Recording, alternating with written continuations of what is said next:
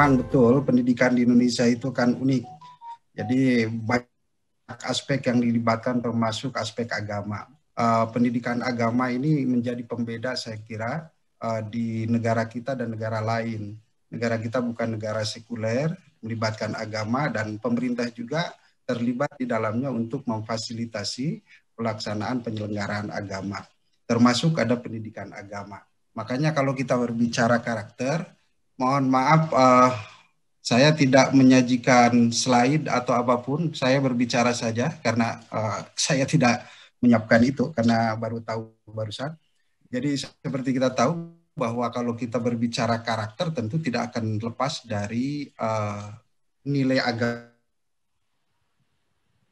Kalau kita berbicara tentang karakter abad 21, yang paling penting bagi bangsa Indonesia yang religius ini adalah religiusitasnya yang harus dikuatkan. Karena dalam bahasa kami sejujurnya karakter itu bisa terwakili dalam banyak hal dengan istilah akhlak.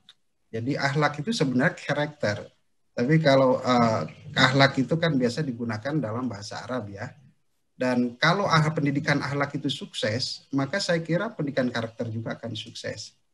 Itu sebenarnya satu hal yang sangat terkait erat. Jadi ketika kita berbicara guru yang bagaimana yang dibutuhkan pada abad 21 yang bisa mengarahkan pada output atau hasil pendidikan atau outcome siswa yang Pancasilais atau yang siswa Pancasila. Ya, Pancasila itu sendiri kan kita tahu bahwa itu adalah kristalisasi dari nilai-nilai agama gitu. Jadi kalau kita berhasil mendidik anak dari sisi keimanan, karakter, itu insya Allah dia memiliki karakter Pancasila itu sendiri. Nah, persoalannya sekarang ketika kita berbicara tentang pembentukan karakter pada peserta didik ataupun pada guru, persoalannya sekarang ini kan ada beberapa hal yang di luar ekspektasi kita.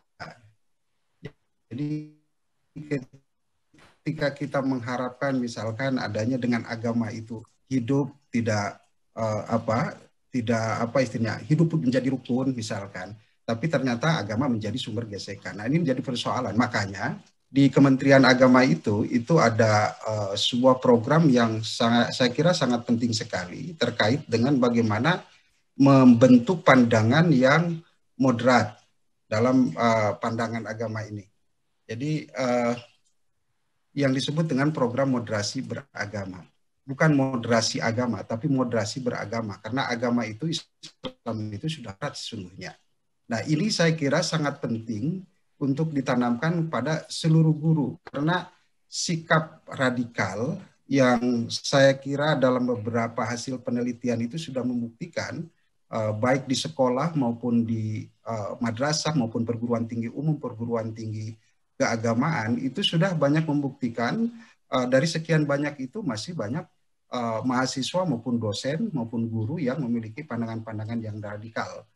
Nah, ini menjadi tantangan tersendiri dalam pembentukan karakter guru. Dan oleh karena itu bagi saya itu menjadi sangat penting apa yang disampaikan oleh Pak Ilham tadi. Itu top 10 skills ini menjadi sangat penting. Salah satunya misalkan pembentukan karakter melalui critical thinking. Critical thinking ini saya akan mampu membentuk wawasan atau cara pandang guru menjadi lebih fleksibel. Ketika belajar agama, ketika memiliki kemampuan critical thinking, dia akan ada kemampuan intellectual flexibility. Intellectual flexibility ini menjadi orang memiliki pandangan yang lebih luas dalam memandang perbedaan. Jadi lebih broad-minded. Nah, ini menjadi sangat penting ketika kita berbicara moderasi beragama bukan hanya mengajarkan ajaran-ajaran yang moderat, tapi secara metodologis kemampuan berpikir dari orang itu sendiri juga harus dibentuk. Jadi skema berpikirnya harus ditata. Nah, jadi banyak tadi yang disampaikan oleh Pak Ilham itu skill-skill yang sesungguhnya dibutuhkan untuk kemudian itu dilatihkan, dibiasakan pada para pendidik itu sendiri. Nah, ini diharapkan tentu akan muncul guru-guru yang berpandangan moderat, wasatiyah lah, dan dia akan lebih bijak dalam melihat sesuatu. Jadi kalau ada hoax misalkan, dia akan lebih tabayun, lebih hati-hati untuk ini tidak cepat terpengaruhi dan sebagainya. Kemudian melihat perbedaan, dia sangat senang melihat perbedaan. Dan saya kira ini bisa dilakukan memang bukan semata-mata karena penjelasan seminar ke seminar, tapi ada sebuah pembiasaan dan training yang terstruktur, ya, training yang struktur. Dan ini yang ya sedang dipikirkan oleh Kementerian Agama. Sungguhnya kalau agama ditempatkan sebagai basis pengembangan kepribadian atau karakter orang itu harus bagaimana? Nah, salah satu caranya diantaranya penguatan pandangan dan perilaku yang moderat. Karena itu misalkan pengembangan belajar dialog antar penganut agama dan lain sebagainya adalah satu cara yang kemudian akan kami kembangkan nanti, dan bahkan sudah dikembangkan dalam beberapa program sebenarnya. Dan juga menginsersi program ini dalam berbagai kegiatan pelatihan maupun seluruh kegiatan yang terkait dengan peningkatan kompetensi guru. Nah, diharapkan diantaranya ini saya salah satu saja, saya hanya menjelaskan tentang religiusitas yang memiliki paham yang lebih moderat dalam melihat perbedaan, sehingga ujung-ujungnya sebenarnya akan menghasilkan profil siswa yang bagaimana, yang sangat menghargai perbedaan, memelihara persatuan.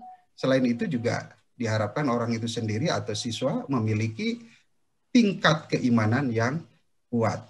Jadi saya kira kalau hal yang terkait dengan Kementerian Agama tidak jauh dari itu.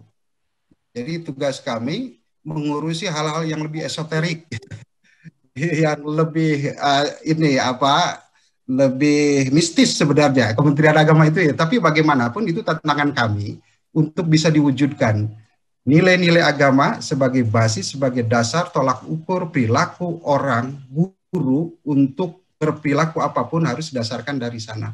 Dan oleh karena itu salah satu caranya menguatkan kadar keimanan mereka dan memperluas cakrawala cara pandang mereka dengan cara membentuk cara pandang yang lebih moderat dalam melihat perbedaan. Itu.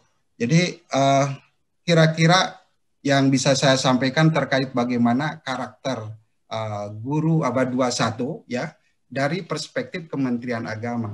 Yang lainnya itu tercakup tadi yang dijelaskan oleh Pak Ilham, yang dijelaskan oleh Pak Iwan ya. Saya kira menjadi bagian dari karakter yang bisa dimiliki atau harus dimiliki oleh guru supaya memang bisa menghadapi tantangan pada abad berikutnya.